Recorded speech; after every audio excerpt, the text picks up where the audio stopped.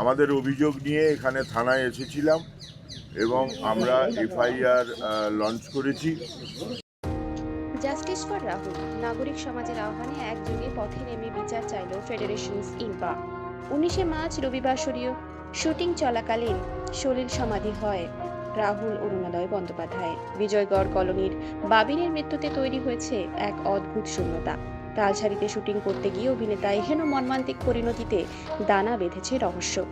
Bangla mega ভোলে বাবা পারকারেগার শুটিংয়ে ঘটে যাওয়া এই ঘটনার প্রযোজনা সংস্থার উত্তরে সন্তুষ্ট নয় আর্টিস্ট ফোরাম।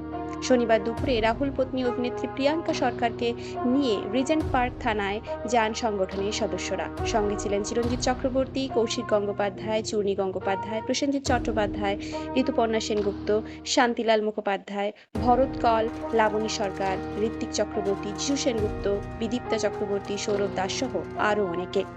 সেখান থেকেই বেরিয়ে জাস্টিস ফর রাহুল মিছিলের উদ্দেশ্যে টেকনিশিয়ান স্টুডিওতে জমা হন সকলে। ভোলে বাবা পারকারেগা মেগার অন্যতম অভিনেতা ভাস্কর বন্দ্যোপাধ্যায়ও যোগ দিয়েছিলেন। যে ইউনিট থেকেই মর্মান্তিক মৃত্যুর ঘটনা ঘটে গেল তাদেরই কোনো হেলদোল নেই, কোনো স্পষ্ট উত্তর নেই। আমরা প্রত্যেকে ইউনিটের তরফে কি জানানো হয় অপেক্ষা করেছিলাম, কিন্তু কিছুই হলো না। তাই অগত্যা পথে নেমে প্রতিবাদ করতে হচ্ছে। শান্তিলাল মুখোপাধ্যায় সাংবাদিককে জানান, আইনজীবীর সঙ্গে আলোচনা করে পদক্ষেপ গ্রহণ করা হবে। প্রযোজনা সংস্থার নীরব ভূমিকায় অসন্তুষ্ট আর্টিস্ট ফোরাম। পরিচালক সৃজিত মুখোপাধ্যায়ের বক্তব্য, রাহুলের মৃত্যু ঘিরে 20টা ভার্সন শুনতে পাচ্ছি। কোনটা আসল ঘটনা সেই সত্যটা আগে প্রকাশ্যে আসুক, তারপর বিচার। রিজেন্ট পার্ক থানা থেকে বেরিয়ে সোজা মিছিলের উদ্দেশ্যে রওনা আর্টিস্ট ফোরামের। সেখানেই সংবাদ প্রতিদিন ডিজিটালের সঙ্গে কথা বললেন ইম্পার সভাপতি পিয়া সেনগুপ্ত। ক্ষোভ উগরে দিয়ে পিয়া বলেন, যে ইউনিট থেকেই মর্মান্তিক মৃত্যুর ঘটনা ঘটে গেল তাদেরই কোনো হেলদোল নেই, কোনো স্পষ্ট উত্তর নেই। আমরা প্রত্যেকে ইউনিটের তরফে কি জানানো হয় সেই অপেক্ষা করছিলাম, কিন্তু কিছুই হলো না। তাই অগত্যা পথে নেমে প্রতিবাদ করতে হচ্ছে। আমাদের মিছিল কোনো স্লোগান নেই, কারণ এটা কোনো রাজনৈতিক মিছিল নয়। রাহুলের স্ত্রী সন্তান যাতে সঠিক বিচার পায় সেই উদ্দেশ্যে আজ আমরা প্রত্যেকে পথে নেমেছি। যাদের উত্তরের অপেক্ষা করছিলাম তারা নিদেন পক্ষ রাহুলের পরিবারের পাশে দাঁড়াতে পারত, সেটুকুও করলো না। আমাদের এই মৌন প্রতিবাদে ওদের টনক নড়ে কিনা। পরিচালক অরিন্দম শীলের বক্তব্য, ফেসবুক পোস্টে তো আমার যা বক্তব্য সেটা আগেই বলেছি। আমার যেটা অবাক লাগছে, 72 ঘন্টা কেটে গিয়েছে, ছেলে খেলা হচ্ছে। রাহুলের মৃত্যু ঘিরে রাজনীতি ঢুকে পড়েছে। কি কার মদতপুষ্ট এসব নিয়ে কথা হচ্ছে। এখন তো এগুলো নিয়ে চর্চার সময় নয়। আমার পরিষ্কার বক্তব্য, যে মানুষটা চলে গিয়েছে সে তো নিজের পক্ষে কোনো সাফাই দিতে পারছে না, আত্মসমর্পণ করার সুযোগও নেই। আর সেই ফাঁকে ওর ওপর ঘটনার সম্পূর্ণ দায়ভার চাপিয়ে দেওয়ার একটা প্রচেষ্টা আমি দেখতে পাচ্ছি।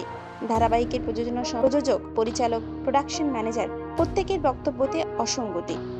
আমার প্রথম প্রশ্ন, শুটিংয়ে অনুমতি ছিল? শহরের বাইরে শুটিং করতে গেলে অনুমতি নেওয়া বাধ্যতামূলক। দীঘা, তালসারির মতো জায়গায় জোয়ার এলে সমুদ্র কতটা ভয়ঙ্কর আকার ধারণ করে সেটা প্রত্যেকে জানে। পরিস্থিতি সম্পর্কে ওয়াকিবহল থেকেও শুটিং হচ্ছিল, সেটা জানা প্রয়োজন। আমি শুনেছি কেউ কেউ নাকি বলছে দড়ি দিয়ে রাহুলকে তোলার চেষ্টা করা হয়েছিল। যদি সেটা সত্যি হয়েও থাকে তাহলে আমার প্রশ্ন, নিরাপত্তার জন্য 4টে টিউবও রাখা হয়নি? অভিনেতা ঋত্বিক চক্রবর্তীর দাবি, রাহুলের মৃত্যু ঘিরে রহস্য দানা বাঁধছে।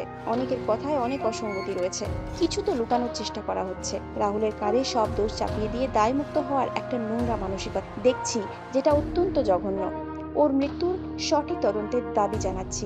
রাহুলের সঙ্গে যারা কাজ করেছে প্রত্যেকের বন্ধু হয়ে উঠেছিল এমন এক আশ্চর্য তারকা, যার আলো বহু দূর ছড়িয়ে পড়ে, বিজয়গড় কলোনি থেকে অনেক অনেক দূর পর্যন্ত।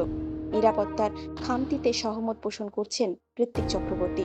তার কথায়, আমরা যারা অভিনয় করি তাদের অনেক সময় অনেক কিছু তোয়াক্কা না করেই কাজ করতে হয়, তবে জোয়ারের সময় শুটিং করানো মোটেও ঠিক নয়। এবার থেকে নিরাপত্তা নিয়ে ভাবার সময় এসে গিয়েছে।